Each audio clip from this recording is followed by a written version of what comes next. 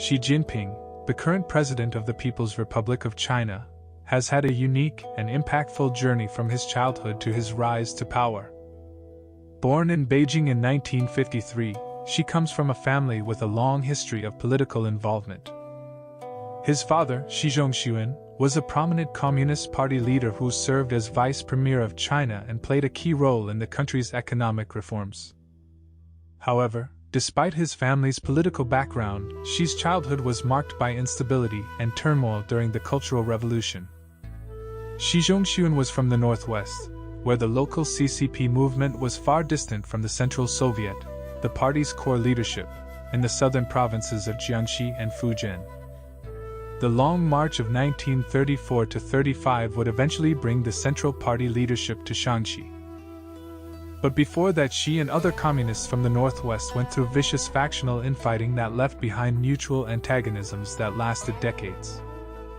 Personal and party histories became deeply intertwined, and the battles of the 1930s would shape CCP politics for decades.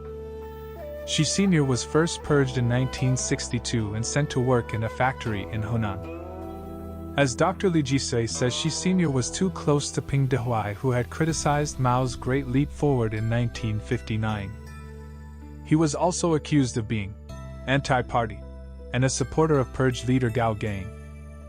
During the Cultural Revolution, Xi Sr. was imprisoned and tortured and his children persecuted, a 1992 Washington Post article says. One daughter died. The younger Xi recalled being locked up 3 or 4 times when he was 15 because of his father's crimes. Banished to Yan'an, the revolutionary base of the party, he had to attend daily struggle sessions, where he was often forced to read out denunciations of his father. "Even if you don't understand, you are forced to understand," he said with a trace of bitterness. It makes you mature earlier. It should be noted that Xi Jinping joined the CCP in 1974 when his father was still in prison. And according to a family friend, chose to survive by becoming redder than red. During this time of political upheaval and violence, his father, Xi Zhongxuan, was purged from the Communist Party and imprisoned, and Xi was sent to work in a remote village in the countryside. This period of instability and violence had a profound impact on Xi and shaped his views on the importance of stability and order in society. The Cultural Revolution was a time of great turbulence in China, with widespread violence, political repression, and economic disruption.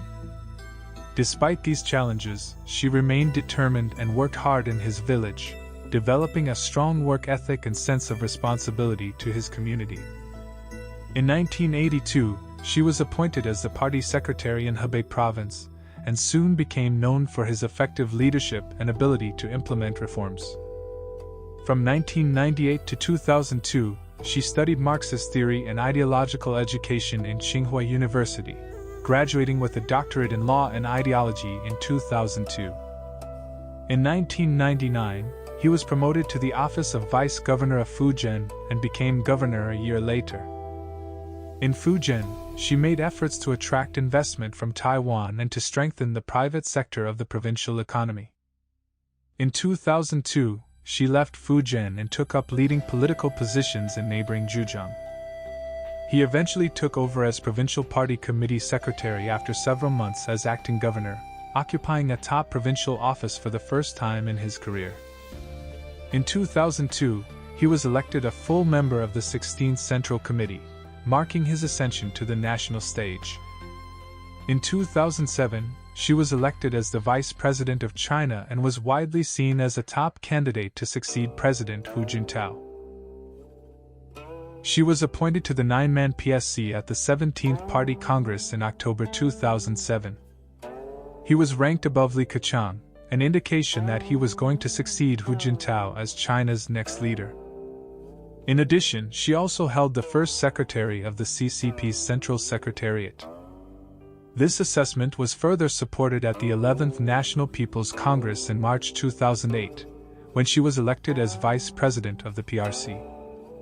A few months before his ascendancy to the party leadership, she disappeared from official media coverage and cancelled meeting with foreign officials for several weeks beginning on September 1, 2012. Causing rumors. He then reappeared on September 15.